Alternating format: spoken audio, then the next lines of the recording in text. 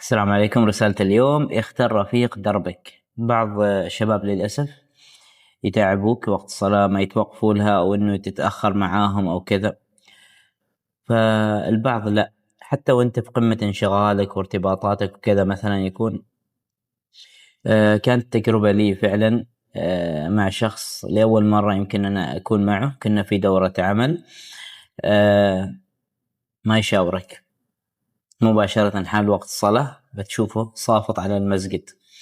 هذا شيء جميل جدا، مثل هالناس اللي تهتم وتتوقف على وقت الصلاة أنا أشوفها ناس جدير إن الشخص يتابعها، يعني يرافقها، يصاحبها وكذا. فهنيئا للأشخاص اللي عندهم صحبة مثل هذا ورفقة مثل هذا الشخص. يعني ركزوا في الأهم ثم المهم. الصلاة هي أهم.